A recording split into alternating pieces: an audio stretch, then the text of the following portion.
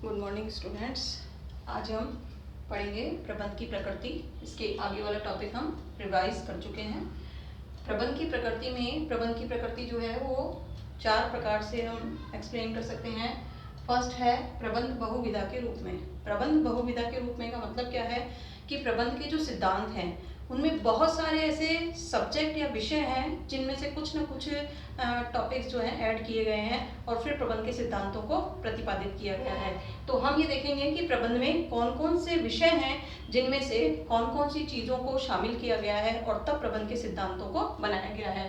तो सबसे पहले हम देखेंगे अर्थशास्त्र। प्रबंध में अर्थशास्त्र में से क्या क्या चीज़ें दी गई हैं। तो सबसे पहले लिया गया है निर्णय प्रक्रिया। इकोनॉमिक्स में जब हम बहुत सारे डेटाज होते हैं तो उसमें समय समय पर निर्णय लेना होता है कि इन डेटाज का प्रयोग कैसे करें या इन आंकड़ों का प्रयोग कैसे किया जाए। तो अर्थशास्त्र में से सबसे पहले ली निर्णय प्रक्रिया कि निर्णय किस प्रकार लिए जाने चाहिए। फिर लिया संसाधनों का आवंटन, यानी जो भी संसाधन है, चाहे वो पूंजीगत संसाधन हो, चाहे मानवीय संसाधन हो, चाहे कैपिटल हो, चाहे कच्चा माल हो, उसको किस तरीके से बांटा जाए ताकि उसका वेस्टेज नहीं हो और उसका समुचित उपयोग किस प्रकार से किया जाए। ये 2-3 चीजें जो हैं अर्थशास्त्र से ली गई हैं। इसके बाद हम देखें राजनीति शास्त्र से। तो राजनीति शास्त्र से क्या लिया गया है, संगठन संरचना, यानी संगठन को किस तरीके से निर्मित किया जाए, किस तरह से संगठन में कौन कौन से व्यक्ति कर्मचारी के रूप में होने चाहिए। तो ये संगठन संरचना, क्योंकि राजनीति जो होती है वो एक संगठन से संबंधित होती है कि जैसे एक पार्टी है आपकी कांग्रेस पार्टी, तो उस कांग्रेस पार्टी में कौन कौन से सदस्य हैं उनको कैसे शामिल किया गया है।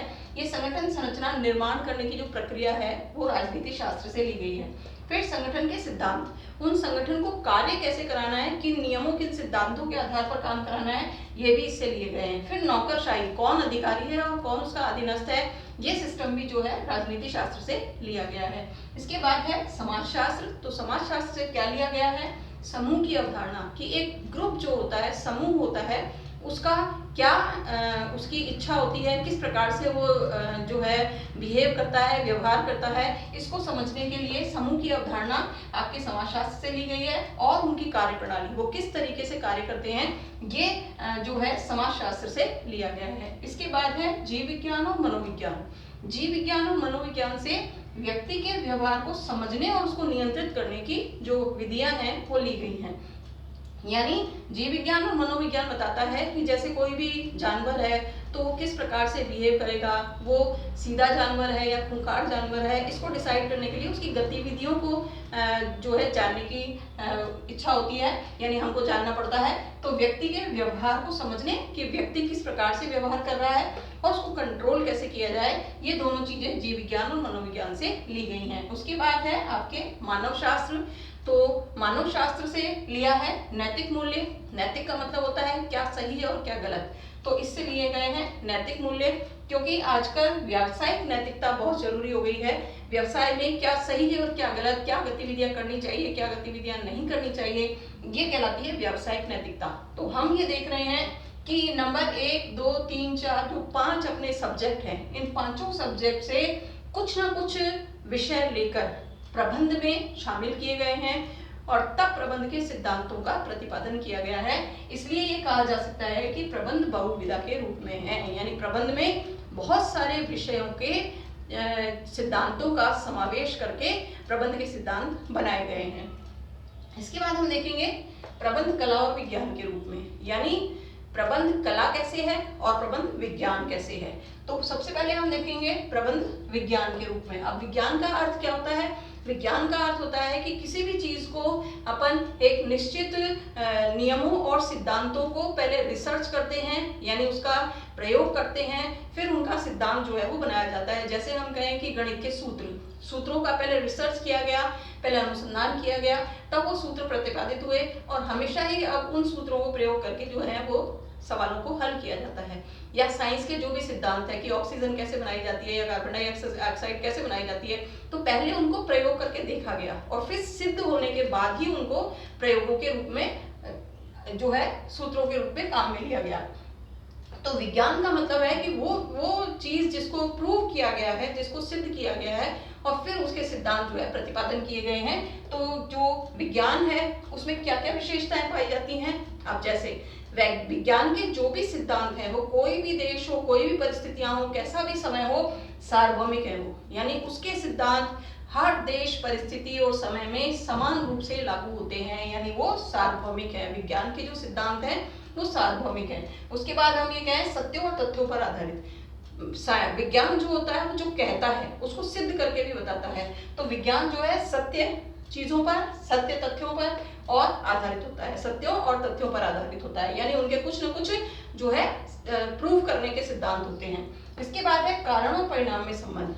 विज्ञान जो होता है, अगर कोई कारण उत्पन्न हो रहा है, यानी ऑक्सीजन बनाई गई, तो ऑक्सीजन का कारण क्या है, किस किस चीज को मिलाकर के बनाई गई, तो वो हमेशा परिणाम में संबंध बताता है कि कारण क्या है, उसका परिणाम क्या निकलेगा। उसके बाद समस्याओं का निवारण। विज्ञान के जो भी सिद्धांत हैं वो समस्याओं को हल करने के लिए बनाए गए हैं। अगर कोई समस्या आती है तो उसको कैसे हल किया जाएगा, तो विज्ञान के सिद्धांत जो है वो लोगों का मार्गदर्शन करते हैं। फिर सिद्धांतों का परीक्षण। विज्ञान के जो भी सिद्धांत बनाए गए हैं उनको प्रूव करके, यानी परीक्षण करके देखा जा सकता है।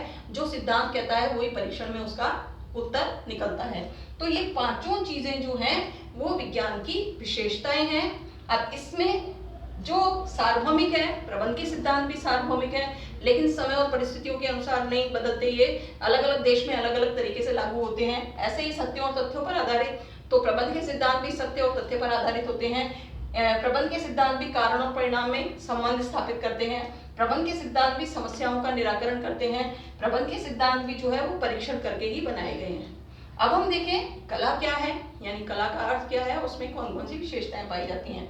तो कला का अर्थ है कि कोई भी कार्य जो बहुत ही व्यवस्थित और सुंदर तरीके से किया गया हो उसको हम कला कह सकते हैं। इसके बाद हम देखेंगे विशेषताएं कि इच्छित परिणाम प्राप्त करने की विधि है, यानी कोई भी व्यक्ति अगर ये चाहता है कि मुझे किसी भी कार्य का अच्छे से अच्छा परिणाम मिले, तो उसको परिणाम को, इच्छित परिणाम को प्राप्त करने का एक तरीका है कला।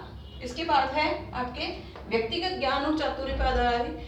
हर व्यक्ति में कला जो होती है वो अलग अलग तरीके की होती है। किसी में कोई ज्यादा कलात्मक होता है, कोई कम कलात्मक होता है, यानी कोई ज्यादा अच्छा कलाकार होता है, कोई कम अच्छा कलाकार होता है। तो ये व्यक्तिगत ज्ञान पर आधारित होती है कि कौन सा व्यक्ति कितने अच्छा, चतुर और उसका व्यक्तिगत गुण क्या है। फिर इसके बाद है अभ्यास पर आधारित। जो विज्ञान के जो कला के सिद्धांत हैं वो अभ्यास पर आधारित होते हैं। जो व्यक्ति जितना अच्छा कलाकार होता है वो ज्यादा से ज्यादा अभ्यास करके, प्रैक्टिस करके और बढ़िया कलाकार बन सकता है। तो ये आपके कला का अर्थ और कला की विशेषताएं। अब हम ये देखें कि प्रबंध क्या कला और विज्ञान के रूप में है।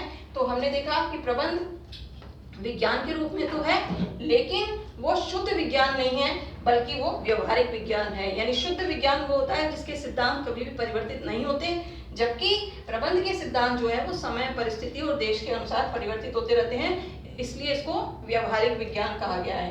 प्रबंध कला के रूप में भी है, इसलिए हम ये कह सकते हैं कि प्रबंध जो है वो कला और विज्ञान दोनों के रूप में है, किंतु वह शुद्ध विज्ञान नहीं है बल्कि व्यवहारिक विज्ञान है। ये हमारे दो जो प्रकृति हैं वो यहाँ समाप्त हो चुकी हैं। इसके आगे वाला टॉपिक हम कल पढ़ेंगे।